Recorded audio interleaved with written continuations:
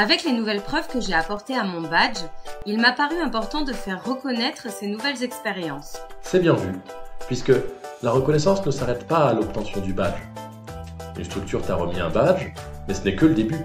Non seulement je peux y ajouter des éléments de preuve comme je l'ai fait, mais je peux aussi aller chercher des endossements internes et ou externes. Un endossement, c'est une reconnaissance individuelle. C'est-à-dire qu'une personne va reconnaître que tu mérites bien ton badge. Elle va apporter une validation, une recommandation qui prendra la forme d'un commentaire. Ouais, et pour faire ça, je retourne dans mon badge et je clique sur l'onglet « Social ».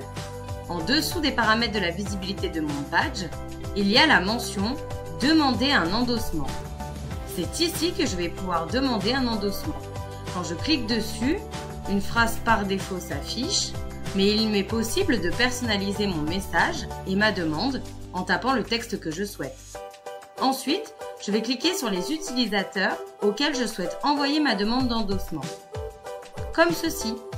Il est possible de faire une demande d'endossement interne, c'est-à-dire à des utilisateurs déjà inscrits sur la plateforme. Mais il est également possible de faire une demande d'endossement externe, c'est-à-dire à des personnes qui n'ont pas de compte sur Open Badge Passport. Pour faire une demande d'endossement interne, c'est simple. Je tape le nom de la personne que je souhaite solliciter. Je coche la case à côté de son nom et je clique sur Continuer. Ensuite, je n'ai plus qu'à envoyer ma demande. Celui-ci sera informé de ma demande d'endossement via une petite notification qui apparaîtra sur son accueil comme ceci. Pour faire la demande d'endossement externe, c'est au même endroit, sauf que cette fois-ci, je vais taper l'adresse mail de la personne qui ne dispose pas de compte sur Open Badge Passport, dans l'onglet « Endosseur externe ».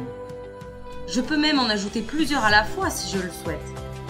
Je clique sur « Ajouter » et comme tout à l'heure, je clique ensuite sur « Continuer ».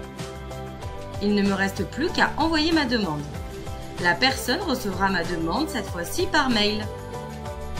Oui, et pour t'endosser, elle cliquera sur le lien qui l'enverra vers le formulaire suivant.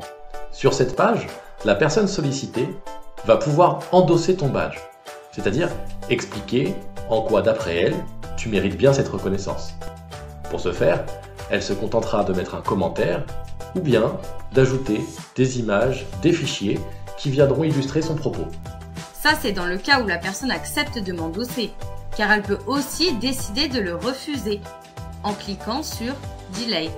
D'ailleurs, on peut tout à fait endosser sans que ça parte d'une demande. Un endossement peut être spontané, c'est-à-dire qu'un utilisateur peut aller directement sur l'un de tes badges et l'endosser, sans que tu lui aies demandé au préalable. Après, libre à toi de l'accepter ou non. Carrément! C'est pour ça qu'il est important de se créer un réseau sur la plateforme, en suivant les utilisateurs de son choix. Ouais, mais ça on en parle la prochaine fois. À bientôt Pour un nouveau tuto.